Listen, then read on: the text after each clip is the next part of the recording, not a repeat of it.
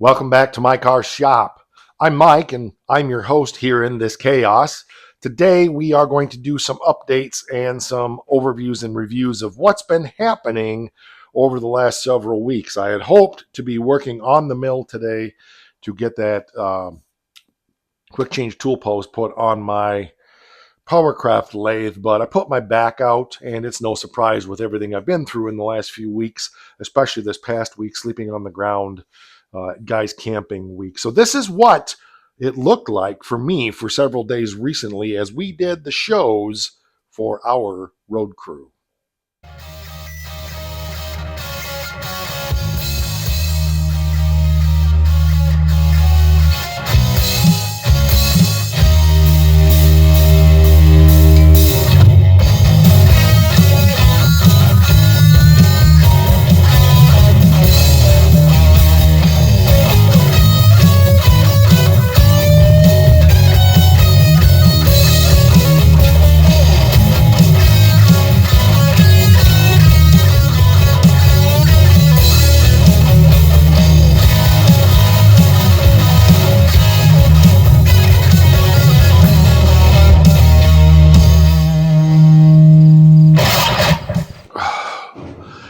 Yes, it hurts to walk, but it was a great time and it was good to get together with my buddies again. We tried to do that every year. Most of us have made it for 13 years now, all guys I went to school with, all integral guys in the band and so forth. And of course, my partner in crime, the animal himself. Well, we do a crew show every year for the crew, and we spend about 5-6 days camping together. Anyway, that's not what you're here for.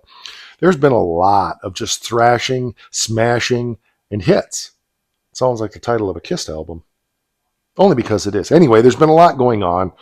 There is a chaos of debris here because we finally got our 2002 Ram truck finished up and out for sale. And boy, that's been a story. There's a talk about it Tuesday coming on that. But we have plow frame debris and all kind of stuff here in the shop. Chris was here. He's part of my guys camping crew. He's part of the band crew. He is our sound technician. He does all of the repair and so forth on all the gear. And he brought me some really cool stuff. So I'm going to take you in the back room and show you what we got. Yes, it's a mess. And Chris was working on a project here also this past week. So we will get this straightened up for sure. But let's go in the back room. Some of the stuff is up here because of everything going on in the back room. So Chris came up with these cabinets here, and I want you to see this stuff. These are 4-drawer cabinets, locking cabinets. I have the keys for all of them. We're going to use these upstairs. We're going to take them up through the hole there with the hoist, and we're going to use these for small part storage and gaskets and stuff like that. They're virtually mouse-proof. And there is 6 of these babies. So with the hoist that he brought up, we'll be able to pick these up through the hole and put them upstairs. They will need to go across the shop. The main hump in the shop there's a walkway up there that we can take them across and put them over on the north side once we finish our storage room. But for now, they'll be up here. This is our 8-burner grill for guys camping, so that's nothing. But this thing here also I'm excited about. I was up at the Restore one day, and I saw this rack with all this square tube, but what really excited me was this nice heavy sheet metal on the top. I picked this whole thing up for $2. This is probably, I'm guessing, 16-gauge steel, and that alone, the top, if I was to buy something like that new, would probably be, even as a remnant, I would say close to $50. So for $2, I couldn't pass it up. And this is the kind of stuff that I watch for. Along with these cabinets, even if I chose not to use them for cabinets, I could break these down into their metal.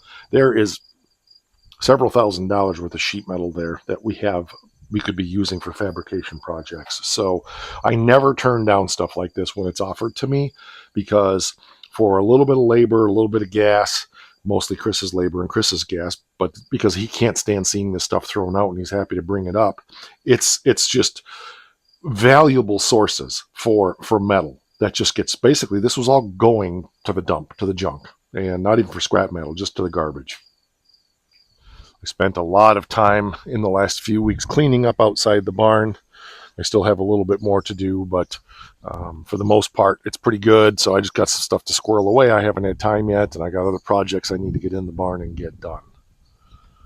So yes, I had mentioned the O2 Ram. You've seen this truck kicking around here forever. It's a running and driving truck. It's got a brake line that failed because of a mouse nest. It's not pretty. It's got a lot of rust. It's got one good door, but the rocker panels are shot. The box had partial box sides put on it. Four-wheel drive works. Transmission's good. As I said, it's got a bad line, so it has to be trailered. Battery doesn't hold a charge. The engine does use oil and antifreeze, but I'm asking $950 for it. You would think, I don't know what people think. I mean, I've been offered $400 for it, and I've had people chew me out because I won't take $400 or $500 for it. It's a running, driving, working four-wheel drive truck that would be great for a hunting truck or hauling wood or putting a plow back on. So I think the problem is I've got it priced too low, and we're going to have a talk about it Tuesday coming on that as well. But this took a lot of my time to get it cleaned out. It was just full of junk from years of whatever, and the interior in the truck is actually really nice. Now, by the time you see this, I'm hoping this is gone, but it's a pretty respectable little truck. And if I didn't have so many pickups, I would actually keep it myself for a firewood hauler. But we're putting our efforts into Wanda. It's even got a bed liner in it. Oh, there's my shop broom. Huh. Dealing with the public on Facebook Marketplace is not always easy, but I've met good friends, and I've had good luck selling stuff there.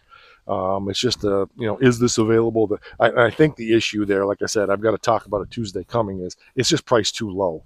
I'm thinking I may just fix the brake line and put it up for like $1,800 and shut people up. Right, the transmission thing's worth $500. The box is worth $300. The box liner is worth $150 to $200. The interior's nice in it, so you know what I'm saying is it's not too expensive. It's just I'm attracting the wrong crowd. Fat Fanny sprung a leak, and so we've got to get at that. The transmission pan is leaking for some reason. It's a brand new transmission, but it's been in the car for close to 10 years, so I guess the gasket dried out or whatever, so I got to get under there and get that done. The last we worked on this was the door panel episode. I want to get back to that. I actually have some materials here now. These are electrical poles for the shop that I need to get put up inside. But I actually have this material here now that I think might work pretty good. It's thick enough to be pliable, but thick enough that I can staple to it some. We'll see. I don't know. I could order, obviously, the correct upholstery boards, but a lot of the upholstery board is nothing much different than that anyway. So that may be what we use to make our door panel. So watch for that coming soon. Chris brought that as well. It's hard to believe that we are entering into fabrication season. This is late August, believe it or not. I'm way behind on episodes. I like to be 6 weeks ahead, and I'm 2 if I'm lucky. So I'm trying to get caught up and get myself the margin. But that's why I have the margin, because that's when stuff like has happened for over the last 6 to 8 weeks, it gives me cushion to know I don't have to worry about cranking on an episode, so I can put more effort into trying to give you guys better content rather than just some ham and egg thing just to get something out there. So, but anyway, so that's where we're at with that. Still have Challenger parts on the hood of the Duster, but I brought this over here from the other place. We're going to make our inner rocker panel out of that. That's 14 gauge steel. That's going to be perfect. Got to get my punching bag hung up, but we're moving towards getting the shop ready for winter. So we're going to be getting that hoist right there hung up in the back to move those cabinets up so we can get a car in the back. Dad has the Oakland right now, so that's gone. So the trailer's empty. So if I have to put something in the trailer, we can do that. But yeah, obviously not stitches, but just showing you the car. The reason I mentioned that is I was planning on putting the 47 in the trailer, but with that transmission leak, I don't want to do that because I don't want it dumping all over the floor in there and creating a mess, especially since Dad has the diaper pan in his garage for the Oakland so it doesn't pee all over his floor, because those cars all leak. So we'll be getting on this transmission real soon as I can crawl around on the floor, and we'll get that buttoned up. So that's coming. But the next things coming are making that quick change tool post to go on the Powercraft lathe, and of course getting this cleaned up. I don't know that I have anything in the shop organization series right now to give you on that, but as always, when I'm working on something, if indeed I come up with an idea, I will send it to you. But it's a bit chaotic right now because of cleaning out that truck, taking off the plow. Chris was in here actually doing a woodworking project as well as doing another project with my nephew. Things aren't bad, but they really need to be just reined back in. So we will apply our shop organization techniques. And if you haven't seen that series, there's a whole playlist over there on it. I think you could find it very helpful. There'll be more coming on that one. So that's pretty much it in a nutshell. Not the most exciting episode, but I did want to give you guys updates and just kind of catch you up to speed on what's been going on and why the shop is in the shape it is, as well as some of the stuff that Chris brought and so forth. So we will be tramming in the mill soon, and there'll be a lot coming, and then we'll be working on the mill with several projects coming. Back on the 47 Ford, fixing that transmission leak. We might also be doing those door panels. And of course, I want to have Chris come back soon when he's been here a lot in the last couple months. So we got to give him some space, or his wife might just send him here permanently.